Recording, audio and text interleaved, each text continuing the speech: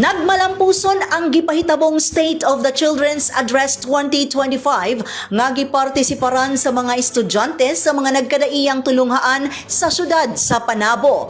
Ang maong kalihukan gipahigayon ubos sa pagdumala sa City Social Welfare and Development Office. Diin nagsubay sa kasaulugan sa National Children's Month 2025 nga gipahigayon sa Panabo City Multipurpose Cultural, Tourism and Sports Center.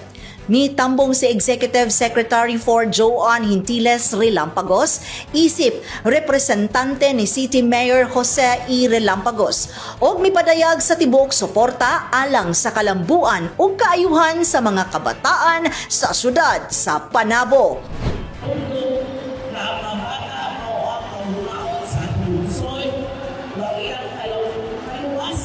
Inovasyon o kalambuan kinahanglan nga atong prioridad.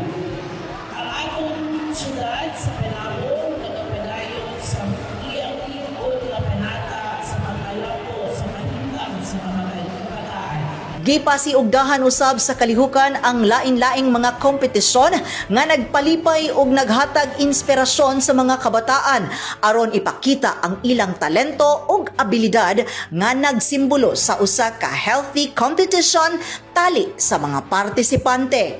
Sa Vocal Solo Elementary category, nakuha sa Panabo Central Elementary School ug sa sekundarya nasungkit sa North Davao College. Samtang sa Modern Folk Dance, naangkon sa Rizal Elementary School ang first place ug sa Field Demo nasakmit sa Fale ang kampyonato. Sa katapusan, nalingaw ang mga kabataan ug miuli nga bitbit ang kadasig ug sportsmanship.